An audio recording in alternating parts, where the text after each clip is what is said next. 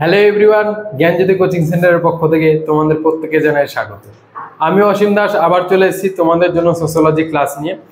তো দেখো, যারা আজকে আমাদের ভিডিওটা প্রথম দেখছো বা আমাদের চ্যানেলে ফার্স্ট এসছো বা যারা আমাদের চ্যানেলটাকে ফলো করো, যারা নতুন আছো আজকে আমাদের চ্যানেলটাকে ফার্স্ট দেখছো বা আমার ভিডিওটা ফার্স্ট দেখছো, অতি অবশ্যই আমাদের যে চ্যানেলটা আছে সেই চ্যানেলটাকে সাবস্ক্রাইব করে দেবে এবং সাথে বেল আইকনটা প্রেস করে রাখবে, তাতে আমাদের যে এডুকেশনাল যে ভিডিওগুলো দেওয়া হয় তোমাদের সুবিধার্থে কিন্তু তোমরা সেগুলো দেখতে পারবে। ঠিক আছে, তো দেখো আজকে আমি তোমাদের যেটা নিয়ে আলোচনা করবো, আমি তোমাদের মূলত সোশ্যোলজি নিয়ে আলোচনা করি। তো সোশ্যোলজির আজকে যে টপিকটা নিয়ে আমি তোমাদের সাথে আলোচনা করবো সেটা হচ্ছে ইলেকট্রিফিকেশন অফ রুরাল এরিয়া, মানে গ্রামীণ এলাকার যে বিদ্যুৎকরণ, সেই বিদ্যুৎকরণের একটা টপিক নিয়ে আমি তোমাদের সাথে আলোচনা করব। সেই টপিকটা হচ্ছে যে স্বাধীনতার পরবর্তীকালে আমাদের গ্রামীণ এলাকাগুলিতে বিদ্যুৎকরণের জন্য কি কি প্রকল্প গ্রহণ করা হয়েছিল।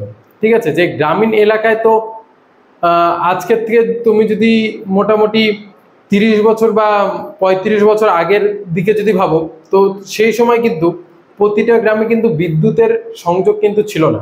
ঠিক আছে, সেই সময় কিন্তু দেখবে কারোর বাড়িতে মোম, কারোর বাড়িতে কুপি, কারোর বাড়িতে লণ্ঠন, কারোর বাড়িতে প্রদীপ, এইসব ইউজ করা হতো। ঠিক আছে, কিন্তু আস্তে আস্তে কি হলো, আমাদের গভর্নমেন্ট ভাবলো যে প্রতিটা জায়গায় শহর থেকে শুরু করে গ্রাম থেকে গ্রামাঞ্চলে আমাদেরকে বিদ্যুৎ সংযোগটা দেওয়া দরকার। তো সেই সময় কি, এই যে বিদ্যুৎ সংযোগটা দেওয়ার জন্য সেই সময় আমাদের গভর্নমেন্ট কি করলো, বিভিন্ন রকম প্রকল্প, বিভিন্ন রকম যোজনা, বিভিন্ন রকম কর্পোরেশন তৈরি করলো। যেই কর্পোরেশন যোজনা প্রকল্পগুলির মধ্য দিয়ে আমাদের কি, আমাদের যে গ্রামীণ এলাকা, আমাদের যে রুরাল যে জায়গাগুলো আছে আমাদের ইন্ডিয়ার, সেই জায়গাগুলোতে কি করলো, যে না বিদ্যুৎ সংযোগটাকে পৌঁছে দেওয়ার চেষ্টা করলো। আজকের ডেটে দেখবে তুমি বেশিরভাগ জায়গায়, আমাদের অল ওভার ইন্ডিয়ার বেশিরভাগ জায়গায় তুমি বলতে পারো মানে গেলে পারে বিদ্যুৎ সংযোগ তো তুমি পাবে। লাইটের যে ব্যাপারটা, সেই ব্যাপারটা কিন্তু প্রতিটা গ্রামে কিন্তু আজকের ডেটে পৌঁছে গেছে, কিন্তু আজকের থেকে 30-35 বছর আগে কিন্তু এই জিনিসটা কিন্তু ছিল না। তো আমাদের সরকার কি করেছিল, সেই সময় বিভিন্ন রকম প্রকল্প গ্রহণ করেছিল, সেই প্রকল্পের মধ্যে দিয়ে কিন্তু আমাদের ইন্ডিয়ার বিভিন্ন জায়গায়, ঠিক আছে, এই বিদ্যুৎ সংযোগটা পৌঁছে দেওয়া হয়েছিল।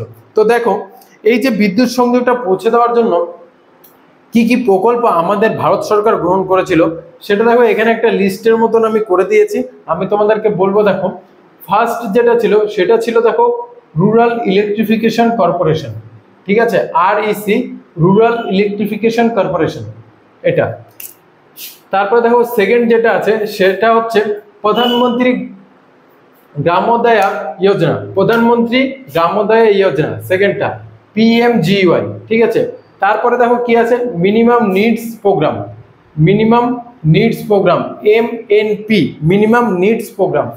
তারপরে যেটা আছে দেখো কুটির জাতীয় প্রোগ্রাম, কুটির জয়তী প্রোগ্রাম, সরি কুটির জাতীয় না, কুটির জয়তী প্রোগ্রাম। ঠিক আছে, KJP, কুটির জয়তী প্রোগ্রাম। ঠিক আছে, তারপরে দেখো কি আছে, accelerated rural electrification programme, AREP, AREP।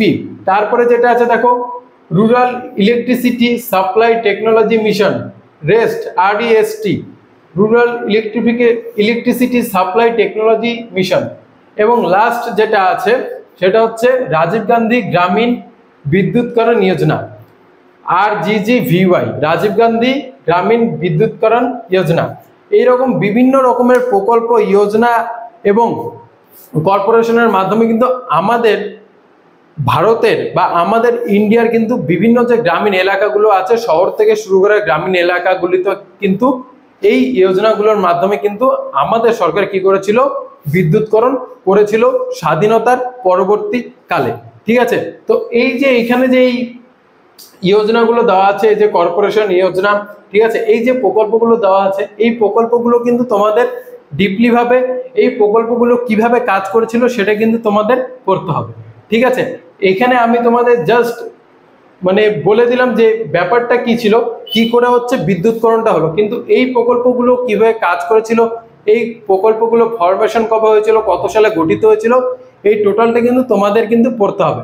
তো তোমরা যারা ভাবছো যে এইগুলো আবার কোথা থেকে পড়বো, তাদের জন্য বলি যে তোমাদের কিন্তু কোনো টেনশনের কারণ নাই বা চিন্তার কারণ নেই।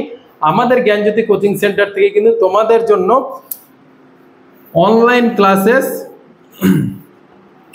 ক্লাসেস এবং পিডিএফ আকারে নোটস কিন্তু প্রোভাইড করা হয়।